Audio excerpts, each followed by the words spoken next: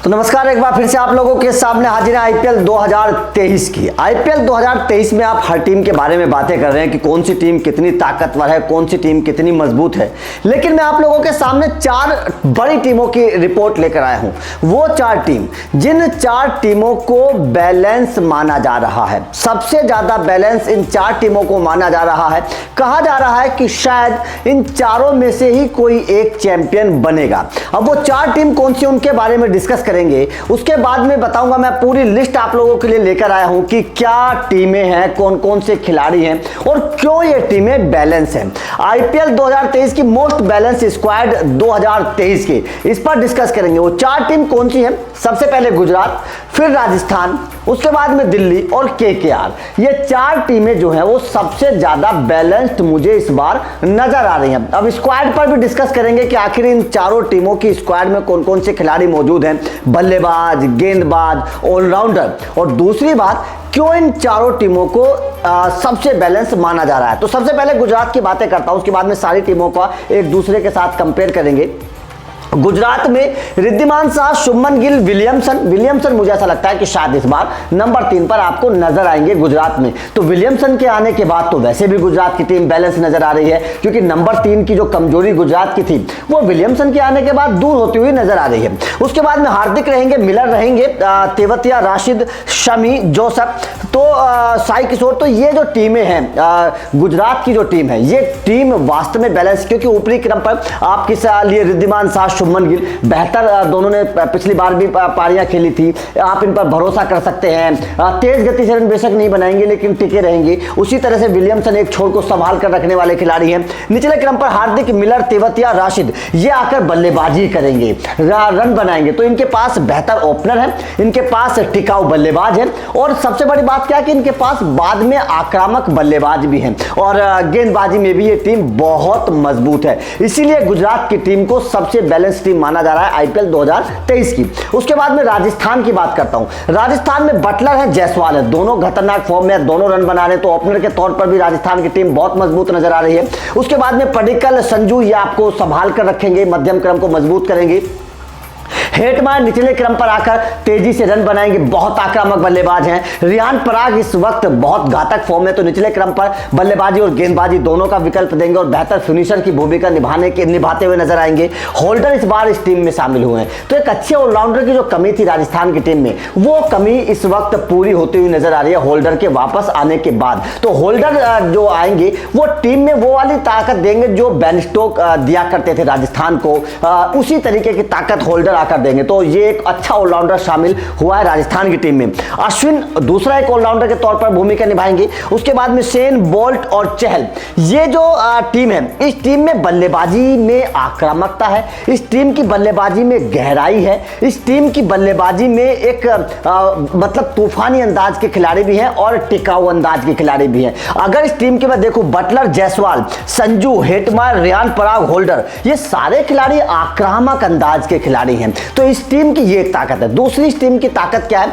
इस टीम के पास ऑलराउंडर्स की अच्छी भरमार है। इस बार राजस्थान के पास अच्छे ऑलराउंडर्स की पूरी फौज है। रियान पराग की बात कर लीजिए, जेसन होल्डर की बात कर लीजिए, अश्विन की बात कर लीजिए, ये सारे खिलाड़ी अच्छे ऑलराउंडर हैं। तो आपके पास स्पिन और तेज गति के ऑलराउंडर भी हैं, आपके पास तेज गति के अच्छे गेंदबाज भी हैं, आपके पास अच्छे स्पिनर्स की पूरी फौज है, आपके पास तेज गति से रन बनाने वाले बल्लेबाज भी हैं। तो इसीलिए राजस्थान की टीम भी एक पूरी बैलेंस टीम नजर आ रही है। दूसरी बात, इनके पास ऑप्शंस बहुत हैं, बेंच स्ट्रेंथ पर बैठे हुए ऑप्शंस बहुत हैं। आपके पास चहल अगर चोटिल होंगे तो जैम्पा बैठे हैं, आपके पास बहुत सारे ऑप्शंस हैं, स्पिन में भी, तेज गेंदबाजी में भी, बल्लेबाजी में भी आपके पास जोरूर जैसा बल्लेबाज बैठा हुआ है। तो जाहिर तौर पर राजस्थान की टीम इसीलिए बैलेंस इस बार नजर आ रही है, क्योंकि इनके पास प्लेइंग 11 के साथ साथ बेंच स्ट्रेंथ बहुत मजबूत है।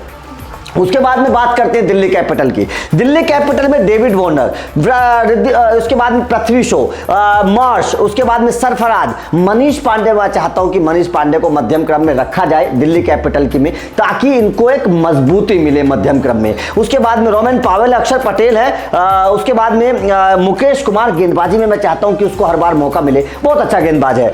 कुलदीप यादव, नौरजेत और नागरकोटी। यार मैं चाहता हूं कि कमलेश नागरकोटी को दिल्ली इस बार प्लेइंग 11 11 में खिलाए, क्योंकि ये बल्लेबाज भी करता है और गेंदबाज तो खैर अच्छा ही है, रफ्तार इनके पास है कमलेश नागरकोटी के, लेकिन बल्लेबाजी भी थोड़ी सी कर लेता है। तो बल्लेबाजी में आपके लिए निचले क्रम पर बड़ी गहराई हो जाएगी अगर कमलेश नागरकोटी को आप खिला पाते हैं। लेकिन इस टीम की खासियत क्या है? इस टीम की खासियत देखिए, इस टीम के पास आक्रामक बल्लेबाजों की पूरी फौज मौजूद है। विकल्प देखिएगा, David Warner, Prithvi Shaw, Marsh, Sarfaraz, Rovman Powell, Axar Patel. तो मतलब 1 2 3 4 5 6 बल्लेबाज प्लेइंग 11 में, मतलब आधी से ज्यादा बल्लेबाज प्लेइंग 11, इनकी तूफानी प्लेइंग 11 है। तो इस बात से आप अंदाजा लगा सकते हैं कि बल्लेबाजी में कितने विकल्प हैं और कितने बेहतर विकल्प हैं। सारे बल्लेबाज फॉर्म में हैं। डेविड वार्नर को केवल अगर छोड़ दिया जाए तो बाकी बल्लेबाज रन बना रहे हैं, लगातार शानदार प्रदर्शन करते हुए नजर आ रहे हैं। इसीलिए दिल्ली कैपिटल की प्लेइंग 11 मुझे इस बार बड़ी घातक नजर आ रही है। अगर डेविड वार्नर रन बना देंगे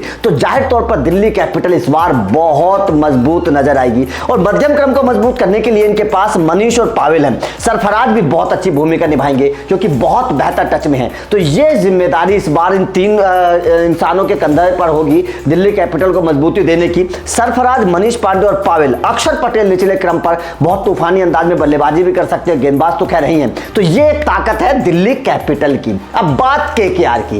केकेआर को क्यों चैंपियन कहा जा रहा है वो ताकत मैं बताऊंगा आपको। वेंकटेश अय्यर, जगदीशन, नीतीश राणा, श्रेयस अय्यर, रिंकू सिंह, उसके बाद में रसल नारायण, शार्दुल ठाकुर, उमेश यादव, फर्गुसन और वरुण चक्रवर्ती। ये केकेआर की प्लेइंग 11 हो सकती है, प्रॉक्सिबल प्लेइंग 11। लेकिन ताकत देखिएगा इस प्लेइंग 11 की। वेंकटेश अय्यर, जगदीशन दोनों भारतीय हैं, आक्रामक बल्लेबाजी कर सकते हैं। एक लेफ्ट हैंडर है, एक राइट हैंडर है, दोनों फॉर्म में है।